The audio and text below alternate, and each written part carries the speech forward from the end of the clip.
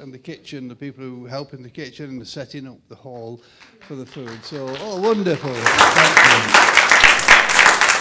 And we always enjoy what we give, but today I found the food particularly pleasant and helpful, and delicious, and I enjoyed it, and I hope you did as well.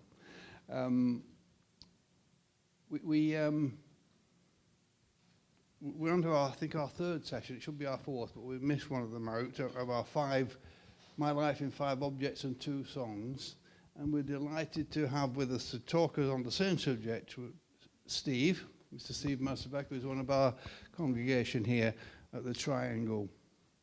He's, from his experience and the job he's did for many years, he sometimes entertains us at various events by little stories of his from his career, which makes us laugh. Whether he'll mention any of those tonight, we shall see. However, I do welcome you and say thank you for being willing to join us this evening. And so I just simply say, at this point, over to you, Steve. Thank you.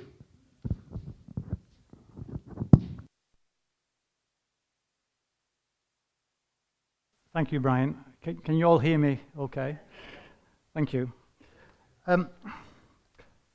People love to talk. We all love it. And do you know what psychologists have identified as the number one thing people talk about more than anything else? Themselves. People love talking about themselves. And it says here, this is like self-disclosure, and it can be extremely gratifying. I've just written something down here. Self-disclosure produces a burst of activity in our neural regions associated with pleasure, motivation, and reward. Apparently, when we talk about ourselves, it activates the same areas in the brain. They light up when we eat good food, somebody mentioned food, take drugs, or even have sex. But I don't think we'll go there. So, thank you, Brian, for welcoming me here to talk to you today. And I'm going to be talking about myself for the next 40 minutes.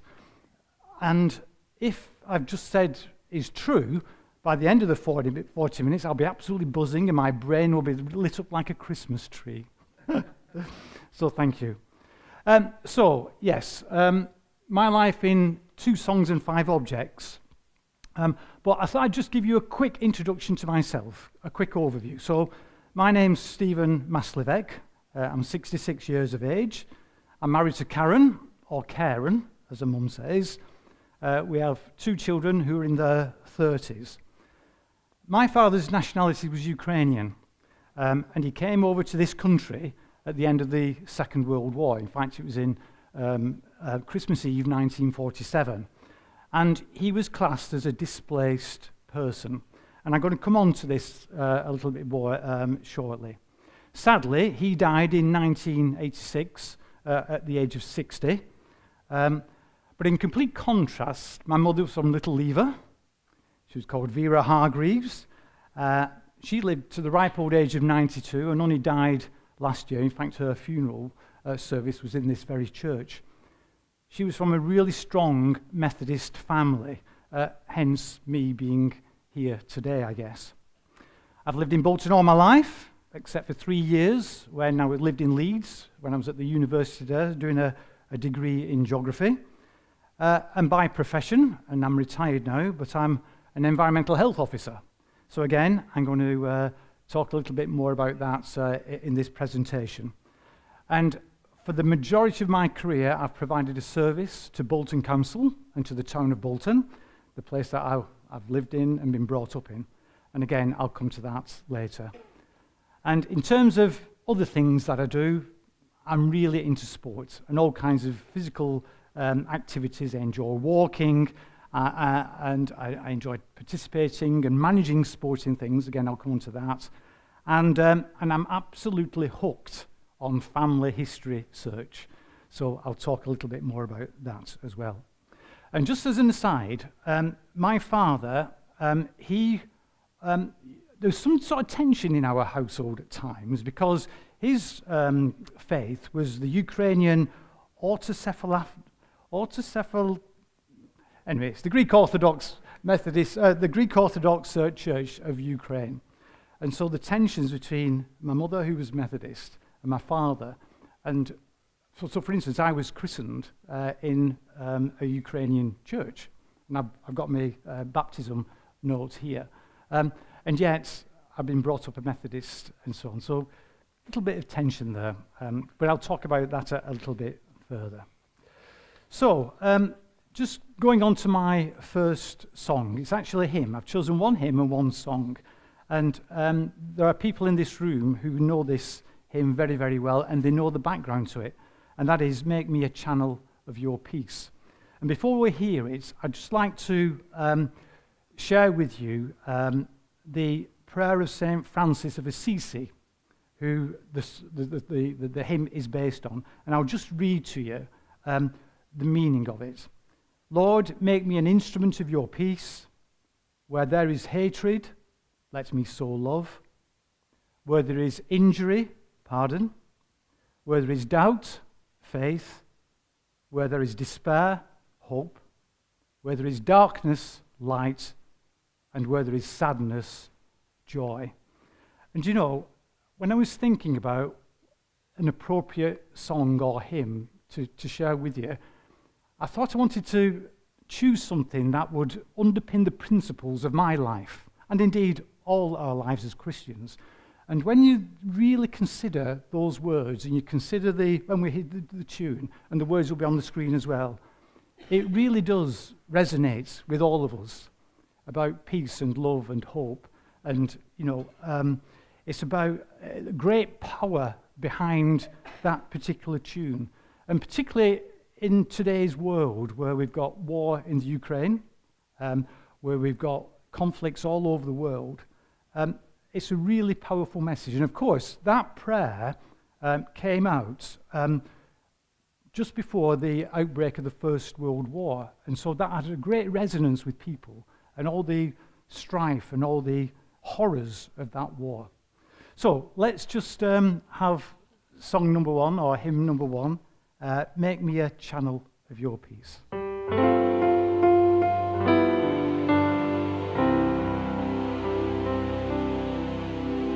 Make me a channel of your peace.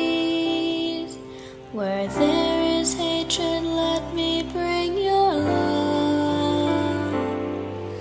Where there is injury, your pardon, Lord. And where there's doubt, true faith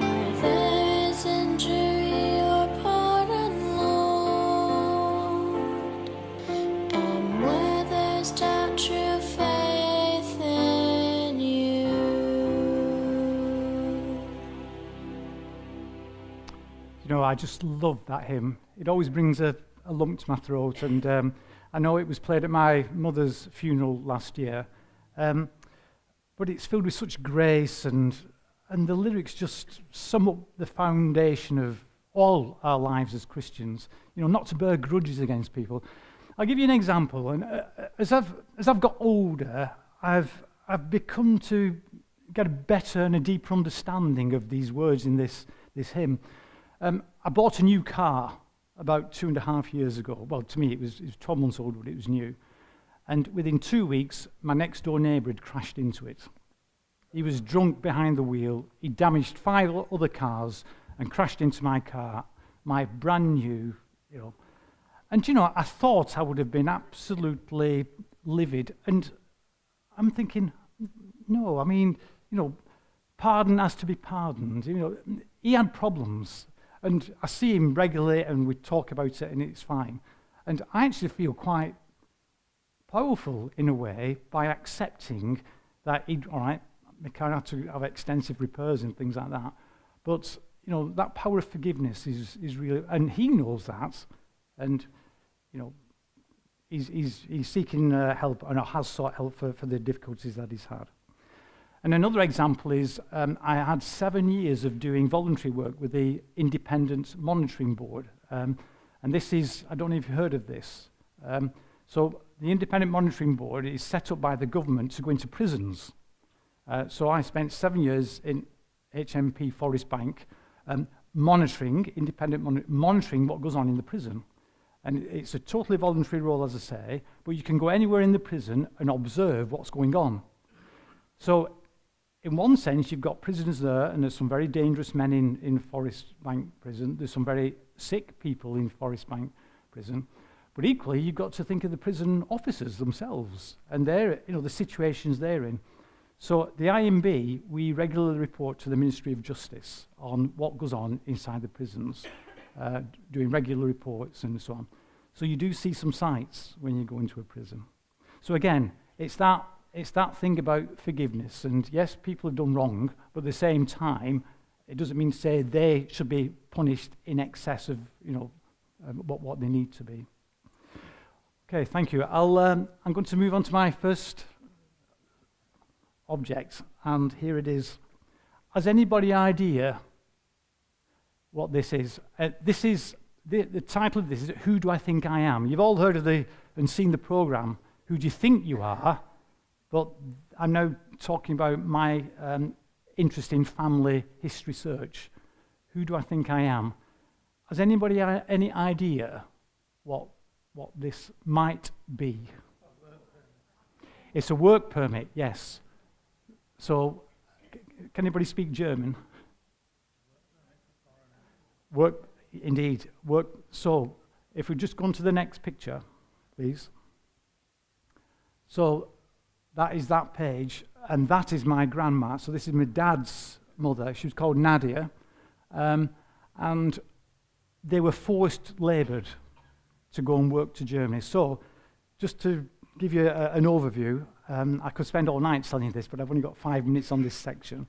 So in 1941, of course, Germany invaded Russia, and so one of the first areas is Ukraine. So if you think of Ukraine now on our TV screens, you can imagine a map of Ukraine.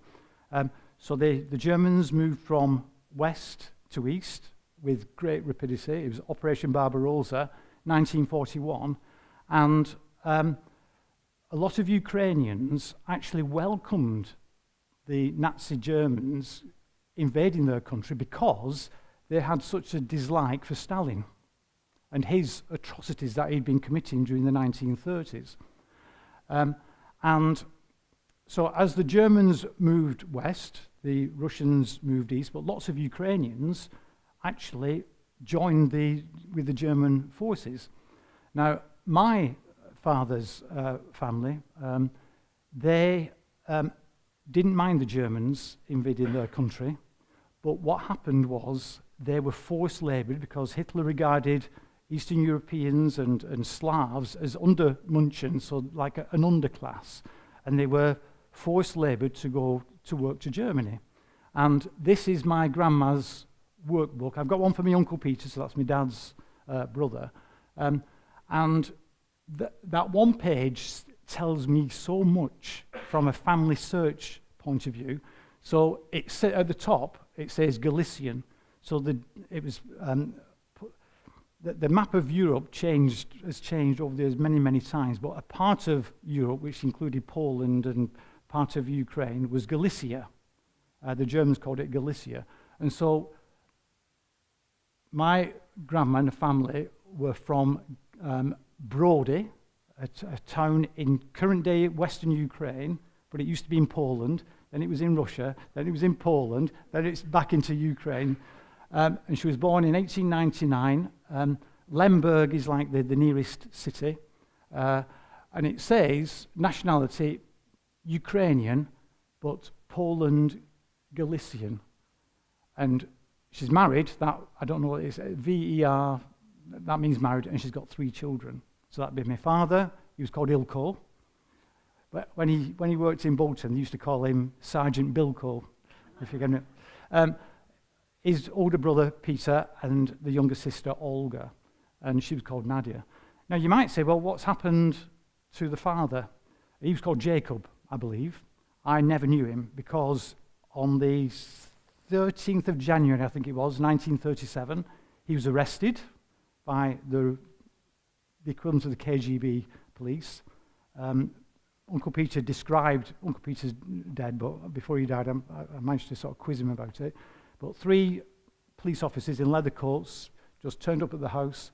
They arrested him, took him away, and he was never seen again.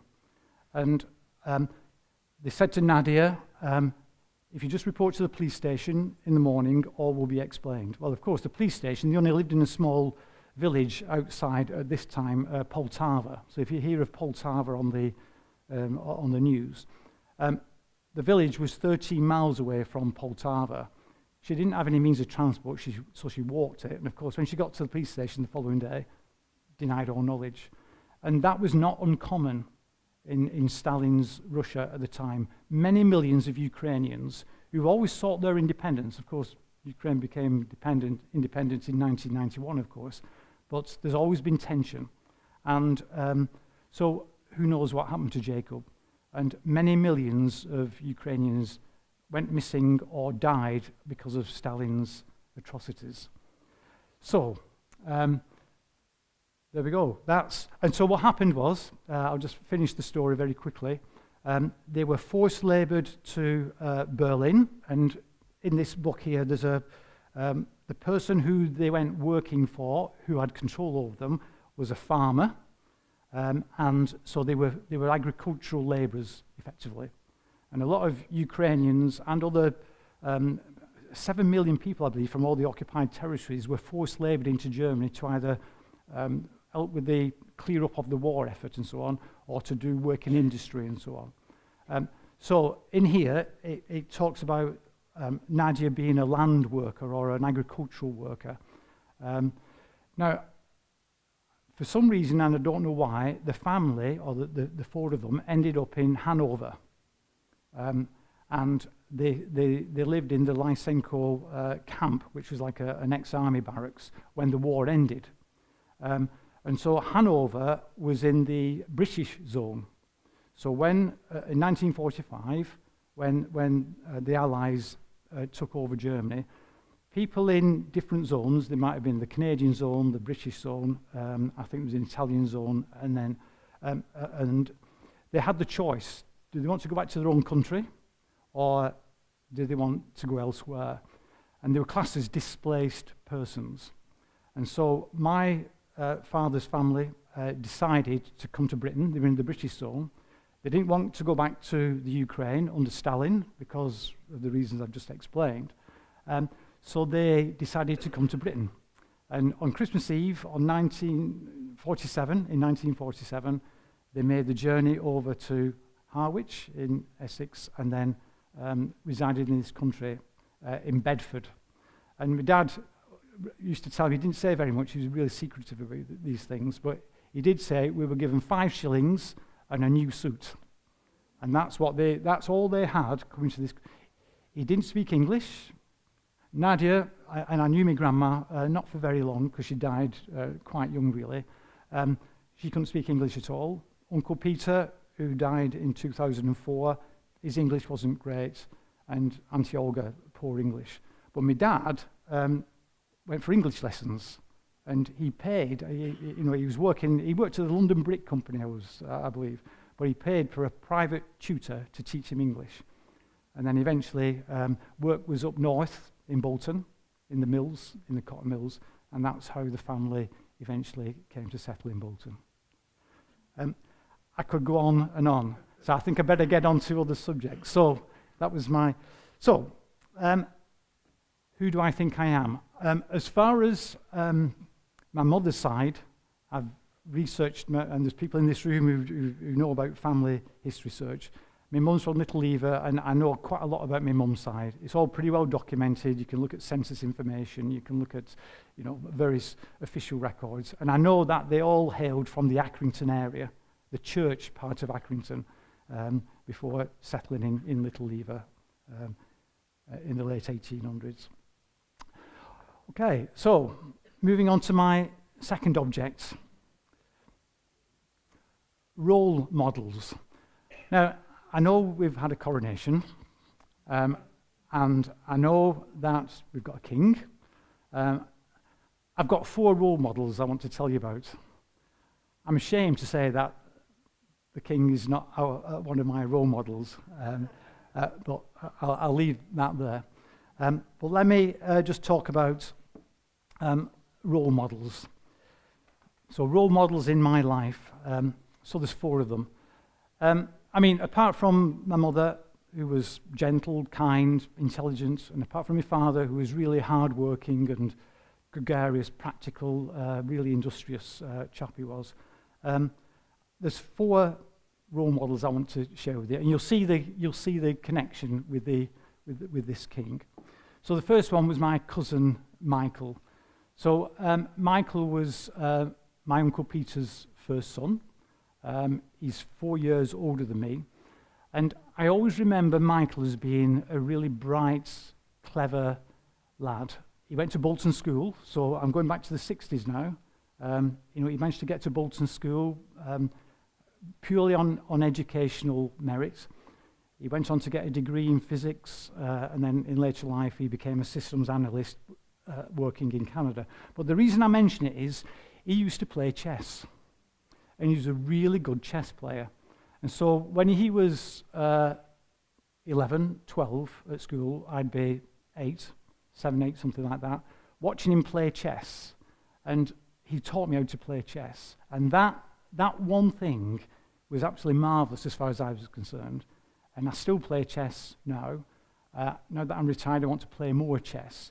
But for him, I got to thank him for his, for that role model as a young boy growing up. I always looked up to Michael.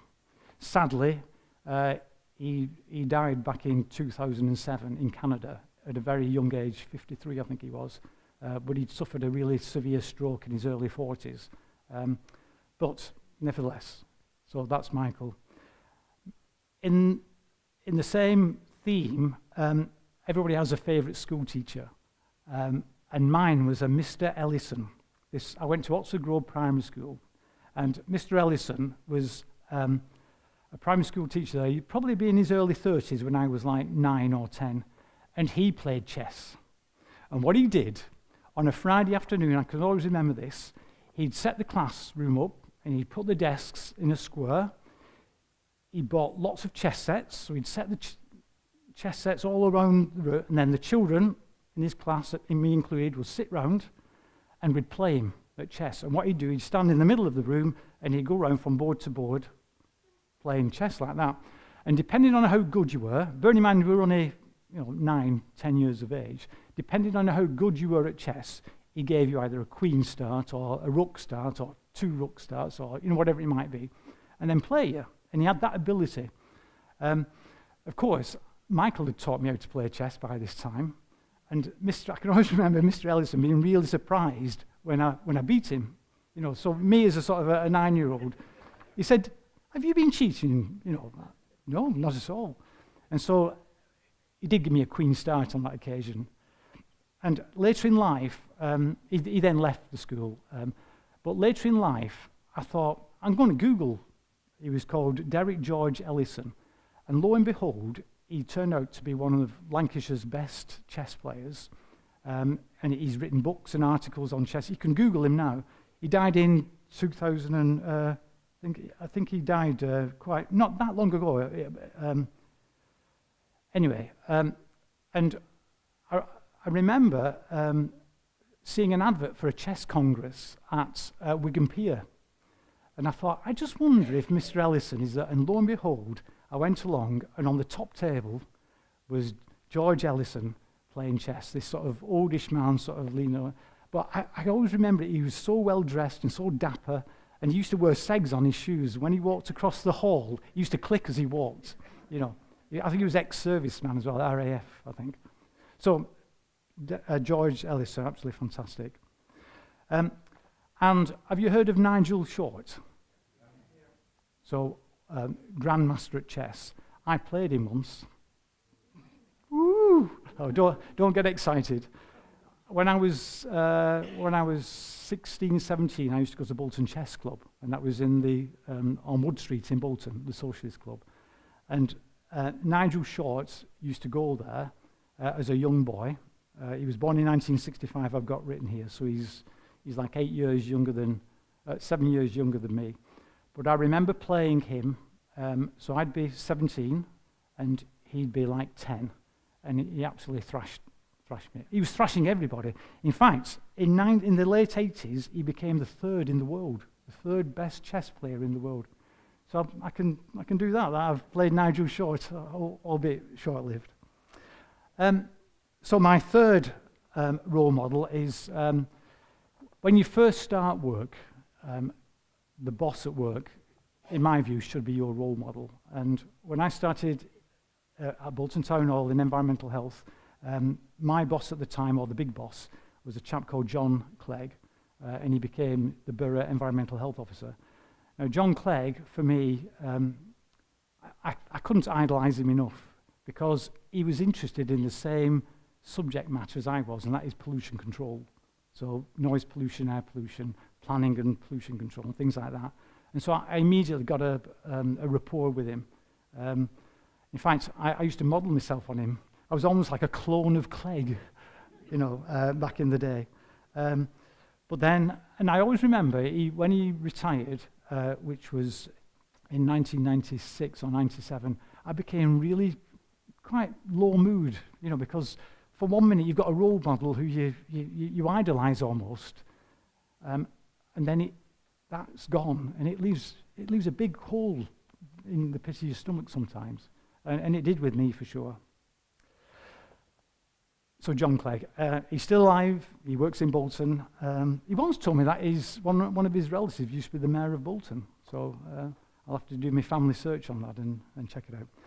And then, of course, my fourth role model is the King of Kings, and that is our living God. It's the reason why I'm stood here. It's the reason why I went to the Methodist Church.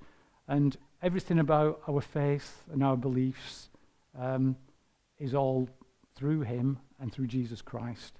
And everything we do and the Christian values that we share is everybody's role model. So, King of Kings. Next object, please. Okay, so this is, I'll tell you about my family life. Now, my immediate family life and the people in it. And this necklace here, there's a closer shot there. Ruby necklace. What does ruby gemstone stand for? 40 years of marriage. So I've been married to Karen for 40 years. 40 years last August, actually. It seems like if she's watching, I'm sorry, love. And I'm sure there are people here who've been married a longer time than that. But, so yes, that represents 40 years of marriage. How did we meet? Well, I've known her, and she's known me, ever since I was 17, she was 16, because she was very friendly with my sister, Anne.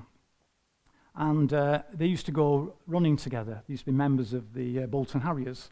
And my sister's run marathons, and she's really into her sports, even now. And Karen was the same. So immediately, with my sporting interests, there was a connection there. And I always remember she used to come to our house, really, to see our Anne and to be with our Anne. But I'd always be muscling in. And I can remember our Anne being a bit jealous at one point, where Karen was showing more interest in me than the other way. But we used to play cards. We were always playing cards. Very romantic, isn't it? But then I went on to university, so at the age of 18. So we weren't really going out with each other, although she'd occasionally come over and visit me in Leeds, and I'd come home and see her at weekends and long holidays and so on. And then it was after I'd finished university at 21 that we started seeing each other more seriously. And we got engaged, and eventually we got married in 1982. So that would be the 28th of August, 1982. So it's the same forwards as backwards. 28th of the 8th, 82. So I've no reason to forget. But I do. So we got married at Harvey Street Church, Methodist Church. And then I realised that Karen's family were quite regular attenders at Halliwell Methodist Church, Harvey Street, and had been. Audrey, Karen's mum, and her family are the mainstays of the Halliwell Methodist Church, been going there for many, many years, and her family did before that. And so the church became the centre of our lives in many ways, and all the social activities that go on at church. So I got heavily involved in the drama group, and I did amateur dramatics for many, many years, still do when I'm invited. Bob Broughton Tennis Club, the tennis club, which is still going now, and I'm going to talk a bit more about that later. So Bob was at Harvey Street, and he got me into tennis, so I've got this man to thank for that. All the kinds of church activities that were going on, I did a spell as being treasurer there. No, I'm not. Don't worry, Fiona. And I used to be a steward there, regular attendee at church and so on. So through meeting Karen and her family, introduced me to Harvey Street Methodist Church, and in turn, that's what's brought me here today. So 40 years of marriage, we've had our ups, we've had our downs, more ups than downs, I hasten to add, as everybody does. And we've got 2 children. So there's Adam, who was born in 1990, and Amy was born in 1992. And again, they, through the church, went through all the usual sort of social activities and so on. Amy went to Brownies and so on, and Adam went through the Boys Brigade at Cholly Road Methodist Church, actually. Adam went on to university, got a degree in English and journalism. At the moment, he's working with in the support care, the care sector, as a support worker for adolescents who've got mental health issues and so on. He's married to Katie. They got married a couple of years ago, and they're expecting their first child in August, 9th of August. So me and Karen are going to be grandparents for the first time. So it's going to be a new experience, a new chapter in our lives, which I can't wait. So that's really something to look forward to. And our daughter Amy, she's got a degree in exercise and sports science. No surprise, the sporting link there. But she went on to do a PhD in movement in older people. So one of the things that the NHS are really concerned about is older people falling and causing themselves damage, and it's a cost to the NHS. So Amy's research was looking at movement of people and how things could be improved from a balance point of view and from a physical point of view and so on. And at the moment, she's employed by Imperial College London, and her job role is research associate. And what she's doing at the moment is looking at knee and hip replacements. So she studies people's gait and the way they move and walk before the operation and then after the operation, and the information she gathers from patients will inform the medics and others on the appropriate type of knee or hip replacement. Now, I don't know how many people here have had knee or hip replacements. So, right, who's had a knee replacement? Joyce, was it a full knee replacement? Right. So both knees, okay. Who's had a hip replacement? Was it like a full, was it the thing on the... Well, Amy tells me, and she was only at home this weekend, that the interest now is doing partial knee replacements and partial hip replacements. And what that means is you preserve the good bone and the good parts of the knee and the hip and just replace the ones that are damaged. And so you can see the research is all about how people adapt to that new... It's not one of my objects, but can you see that on the key ring? You know, Andy Murray, the tennis player, he had his hip, didn't he? But he had it lined, the code. Well, that's what he had it lined with. This is just a model, but it's a cap.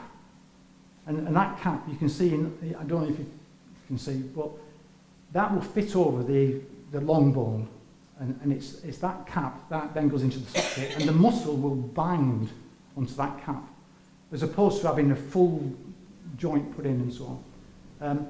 And so this is, now, in the medical world, I'm told, it's a bit controversial, because some doctors like the full replacements, others prefer the partial, but this is what her research is helping to inform and develop. So I just thought I'd share that with you. So, yes, grandparents for the first time, and here lies a new chapter, I think, in our lives. And I'm sure there are lots of grandparents many times over in this room, so I don't know what to expect. You know, I retired quite recently, so they say there's always a full-time job being a grandparent. And Steve, you could spoil them rotten and send them home. Spoil them rotten and send them home, yeah. I'll bear that in mind. Yeah. And, you know, I don't know about you, but Adam and Casey now know the sex of the child to be. So they know it's going to be a girl. It's public knowledge, this. I'm not sort of speaking out of turn. And so they're preparing everything ready for a girl. I mean, in my day, when Adam and Amy were born, it was, you know, you didn't know. And, you know, so the jury's out, as far as I'm concerned, as to whether you should know or not. But they wanted to know, and so there you go. Okay, are we all right for time? Yeah. So, object number 4. Thank you. Oh, right, here we go. 1 and 2, Brian, you've seen this before. Right, so I said I work for the town hall. No, it's not about sitting back and drinking copious amounts of tea and doing nothing. So what this mug is about, can you read that? It says Smoke-Free 93, Smoke Control Programme 1953 to 1993, Environmental Health Services. So this is my life of service. So whilst I work for Bolton Council as an environmental health officer, I really do feel as if what I've been doing over those many, many years has been helping the people of Bolton. And this is one example. Can anybody tell me what this might be about? Yes, exactly, smokeless zones. So I'm sure that people in this room will remember the smogs and the sort of domestic chimneys pumping out smoke and so on. They used to call them pea supers, didn't they, the smogs? And mix that with petrol fumes from vehicles and so on. And the weather conditions used to be just right for these pea supers to exist. And so the incidence of bronchitis and other respiratory illnesses sky high. So what local councils used to do, used to create smokeless zones, like we say. And Bolton was one of the first towns in the country to create a smokeless zone using local powers. And that smokeless zone was to inform and advise and, if necessary, enforce people not to burn coal on an open fire. Rather, replace it with gas or electricity or oil. So the government in 1956, under the Clean Air Act, got this momentum going and issued grants to people. So to convert your smoke creating appliances, your coal burning appliances, into ones that would burn a smokeless fuel. And so they called it a smoke control program. So in Bolton, as in many towns, it took 40 years for that to happen. So if you imagine, I don't know how many dwellings there are in Bolton, perhaps 170,000 or whatever, and population of 250,000 or more, to convert all those dwellings into burning smokeless fuels, or oil or gas or electricity. And so the council spent many thousands of pounds giving grants. Now I came in at the back end of this, so from 1990, I was in charge of the section that dealt with completing the smoke control program. And so when it was finally finished and the whole of the town was smokeless, I remember taking a party of councillors up to the top of Scout Road. We hired a bus, and they stood in the Bolton News was there, Bolton Evening News as it was in those days, taking photographs of a nice clean town, whereas at one time if you stood on Scout Road and looked down, it was just a sea of fog. So politically, it was a big coup for the town to sort of complete the smoke control program. So, as I mentioned before, John Clegg was my role model for environmental health, and me being in that pollution control section, doing this kind of work and being responsible for completion of the program was really important work. So, environmental health, I'll just give you a quick 2 minutes overview what environmental health is about. So, I'm a member of the Chartered Institute of Environmental Health, and the Latin name for the institute is Amicus Humanis Generis, which stands for Friend of the Human Race. And so environmental health officers and environmental practitioners, as they're now called, enforce legislation. There's a whole range of legislation covering many different topics, from private sector housing through to health and safety, through to pest control, through to drains, through to food control, food hygiene, and so on. And environmental health is all about enforcing those regulations. And I specialised in the pollution control side of things, so that was land pollution, noise pollution, water pollution to a certain extent, and noise, air quality, land, and water to a certain extent. So, let me share with you an embarrassing moment. I don't mind sharing this with you, and it's to do with noise. So, during the 90s, when I was in pollution control, I got really into noise, and I became a bit of an expert, if you like, in local circles. And I was invited to give a presentation to the National Society for Clean Air at their annual conference. And it was in Blackpool. This was in 1994.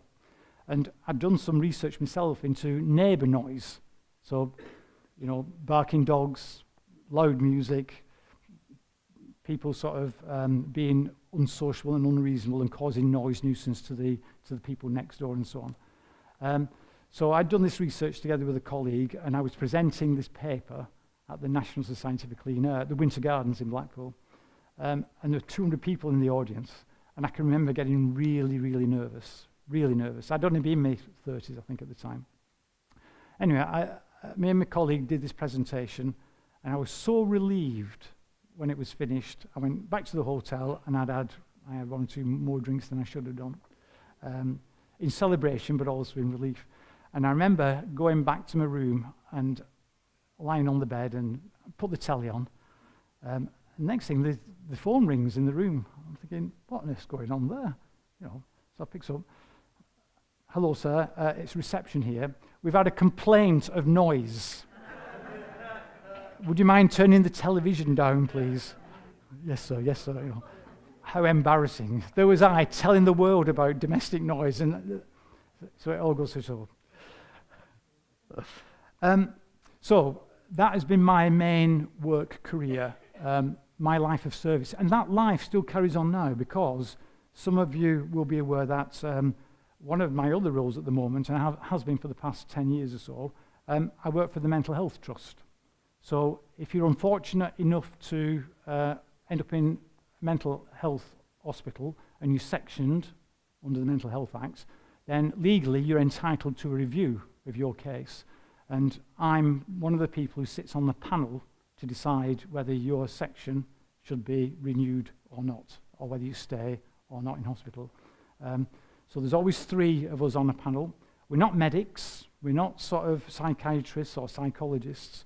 We are independent lay people who listen to the evidence and then make a decision as to whether that individual's liberty should be taken away from them by remaining in hospital. So for instance, I did one only this morning.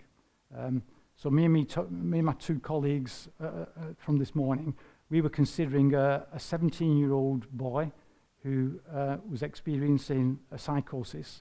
He'd assaulted his mother seriously and sexually assaulted her, and he was sectioned. So when I say sectioned, under the Mental Health Act, Section 2 means the authorities can detain somebody and assess them for a month, and then a Section 3 means that they stay in hospital for at least 6 months, and then that is renewed thereafter. And there's an appeal process. So the lad we were looking at this morning was actually out in the community under a community treatment order. So in other words, he had a diagnosis, he was being medicated, and he was taking his medication, and all the community staff were looking after him. But this community treatment order made sure that he took his medication, and it made sure that people had access to see him, like the psychiatrists and the social worker and so on. And so we were deciding, has his liberty been taken away? Even though he was living at home with his mother, he was challenging the community treatment order renewal. So we had to decide, should he remain on the community treatment order, having to take his medication or not?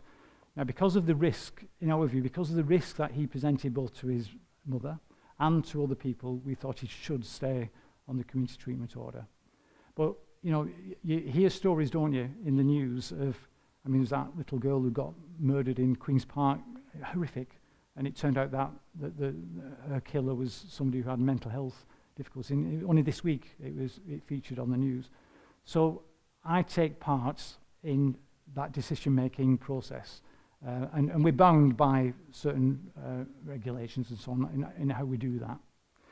So again, it's this service, and I have a real strong, I feel privileged to do this mental health work. I've been doing it for 10. I do about half a dozen hearings a month, and they probably last anything up to a couple of hours, and then there's paperwork to fill in and so on and so forth. But it's an extremely rewarding thing, particularly when you discharge a patient. But like I say, it's with the risk, because you've got to be really careful that that patient, the likelihood of them, you know, causing harm to other people. So it ties in with that, make me a channel of your peace, and all that sort of the principles that is about, and you know, your fellow person and being caring and being responsible, but at the same time making sure that the wider society is not put at harm as a consequence of an individual's actions. Are we all right for time? Are you? Right. How long? 10 more minutes. 10 more minutes, including the last song, right? Right, I'll be quick on the next subject, and that's this one. Tennis racket. So this is my sporting life. I could have had anything. I could have had a pair of football boots, cricket bat, snooker cue, fishing rod, darts. I just love playing sports. I do. But tennis in particular, and I keep looking at this chap here to my right. He's the one. Really, you could have been one of my role models, Bob. I apologise for not including you, because Bob here, or Robert as he likes to be called, he is Mr. Barrowbridge Tennis. The courts were owned, or are owned, by the Methodist Church, and were purchased in 1926 by the congregation down at Halliwell Road Methodist Church. And they created, there's certainly 2 tennis courts, there were three at one time. 3 tennis courts and a bowling green. And Bob, you started in the 60s, playing up there, late 60s. And And Bob was the treasurer at the tennis club from 1976 up to 2016, so you'd done 40 years service on that. But tennis is, for me, I'm still playing, or trying to play, if my knees permit. It's a wonderful game. I mean, to watch, but also to play. For my sins, I also get involved in the Bolton tennis scene because I'm the men's match secretary, so I sort of oversee the results that come in and so on. So I'm part of the tennis committee as well. And it's all due to this man here. Thank you, Bob. Okay, so let me turn to, I'm going to strip off because one of my other, steady on Estelle, steady on. One of my other great passions at the moment is crown green bowling. I absolutely, I've been playing it for 20 years, but now that I've retired, it's got more meaning. And so my daughter bought me this last year, so I thought I'd share it with you. Can you read that, Mr. Bubbles? I just love, but there's something about, I don't know what it is, there's something about just being on a bowling green. You concentrate, for those who play bowls, and this gentleman's nodded his head here, you're on that bowling, you're in competition with somebody else, and for an hour or whatever it might be, you're in the zone, and all the curves in the world you're just concentrating on watching two pieces of plastic roll across a green. And for me, and you know, another thing I learned is there's only two topics of conversation on a bowling green. Who's recently died? And what ailments people have. Because the average age of the bowler is, you know, I'm 66, I'm sure the average age is higher than that. But I also, and again I'm blowing my own trumpet here, quite recently I've been picked to play for the town at Crown Green Bowling, and we play against other towns. And yet in Bolton, the average age is like in the 60s probably, but you go to other towns and the age of bowlers from other towns, it's like in the 30s. So there's a really young population, which is really good for the sport because, you know, look at all the bowling greens that are closing in the town. It's just, I think it's sacrilege, but there you go. So yes, Crown Green bowling is my passion. So Karen, you know, was it bowls tonight? Yeah. So I play 4 or 5 times a week, something like that. So I've got a very understanding wife. I'm looking at Ruth over there because she's smiling. I've got a very understanding wife. Okay, so we'll go on to the last song. So before you play it, so this song, I'm a the band, the prog rock group Genesis. I love Genesis. Does anybody else like Genesis? Yeah, Bob does, and Peter. And I particularly like Genesis when Peter Gabriel was with them. So Peter Gabriel, when the band started in the 60s and 70s, Peter Gabriel was like their front man. He was really charismatic and so on. But then he left the group and he surprised everybody. And when he went solo, he produced the song that you're going to hear in a minute. But I just want to share with you the meaning of it because you can see we can all relate to this in some way. So, and I'm just going to read this bit because I Googled it earlier. So the song is called Salisbury Hill, and it was his debut solo single. It was released in 1977, and it got into the top 20 of the singles charts. But it's a catchy tune, it says here, with an upbeat tempo and moving lyrics about risk-taking and self-discovery. And what Peter Gabriel found was that with Genesis getting more and more successful as a band, he didn't want to be part of that scene. And he had turmoil going on in his mind. He'd come to a crossroads, he thought, in his career. Do I want to sort of be part of that set, or do I want to go it alone? And he wrote the song, the lyrics came to it as he was climbing Salisbury Hill. Apparently it's in Somerset somewhere, to think through his career. And I'll just read these little bits, because there's snippets in the song that you'll hear. So the opening lines of the song, climbing up on Salisbury Hill, I could see the city light, represents Gabriel leaving behind the familiar and venturing into the unknown. The view from the top of the hill symbolizes the opportunity to see things from a new perspective. And so when he gets to the top of the hill, he hears a voice to tell him, grab his things, for he's come to take you home. And that voice represents a spiritual guide. Gabriel is initially hesitant to trust the information, which requires him to rely on his imagination. And it represents that struggle between logic and intuition. And then the chorus line, my heart going boom, boom, boom, portrays like the nervousness and the angst, and anxiety, but the excitement and fear, if you like, of the uncertainty of him going alone. And then the final chorus lines, you can keep my things, they've come to take me home, represents Gabriel's acceptance of the spiritual guide, his willingness to let go of the familiar past and to embark on a new journey going forward. And I'm sure we've all been in that situation where we've come to a crossroads in our lives and decided, well, what do I do? Do I give up? Do I move out of my comfort zone and give up what I'm so familiar with to do something else? And I can relate to that, particularly in my career. So when I first started doing environmental health, I left university, I got a job, and I thought, it's not quite what I want this, I want something more. So I ended up being a student again for 3 years to train to become an environmental health officer and then to move on. And I can relate to what he's saying here. And I love walking. I love going out, walking up on the hills, and that's when I think, just like Gabriel did, Peter Gabriel, thinking things through when you're in the big outdoors. Let's listen to the tune.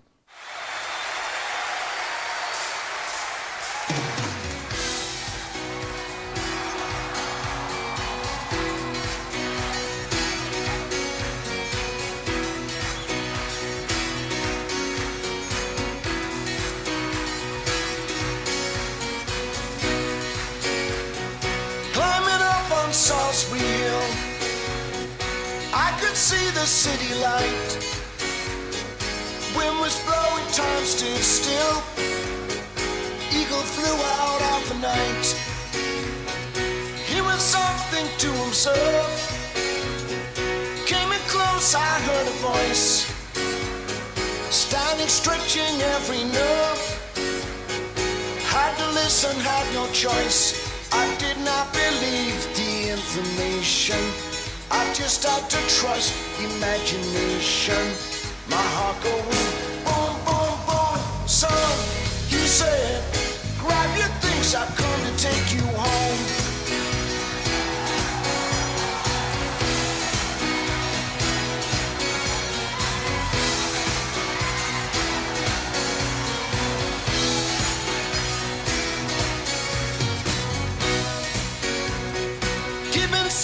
I resigned. My friends would think I was a nut, turning water into wine. Open doors would soon be shut. So I went from day to day, though my life was in a rut, till I thought of what I'd say, or which connection I should cut. I was feeling part of the scenery. I walked right out of the machinery. My heart going boom, boom, boom. Son, he said, grab your things, I come to take you home.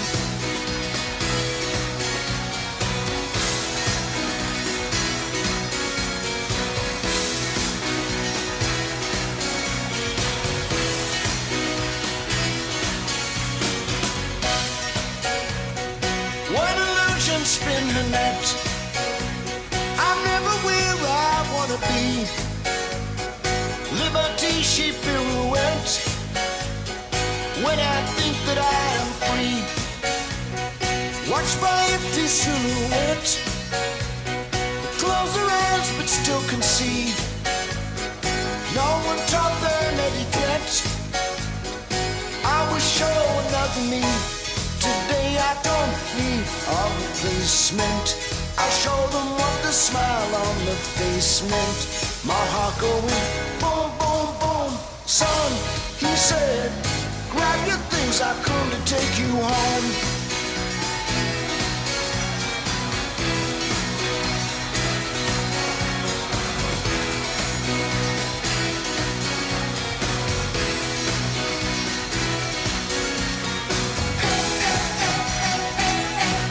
I'll soon be home.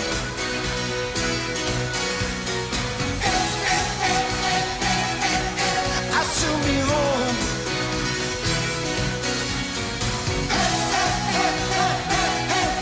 I'll soon be home.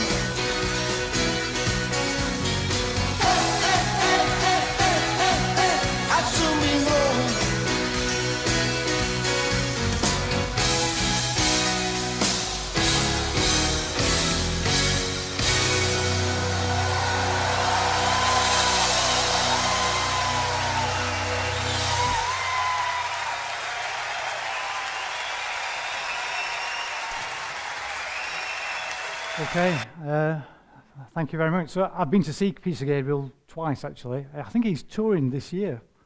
So if that's a plug, you know. Well, thank you very much indeed for listening and for being patient with me while I've told my story. I don't think I've ever talked for 40 minutes about myself, so it's been a real pleasure. And if anybody's any questions or any comments, I'll be glad to take them. So thank you. Thank you.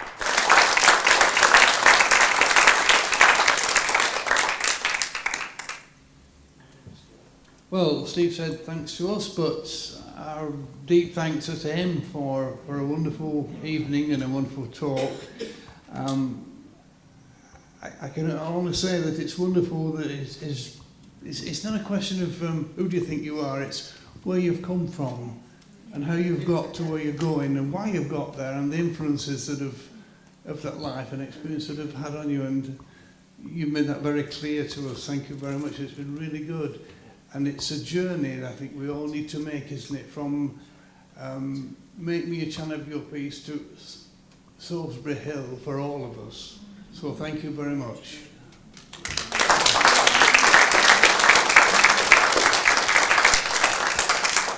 I do want to say thank you all for coming along this evening. In case quite a lot of us this evening, I don't know how many there were, Joyce.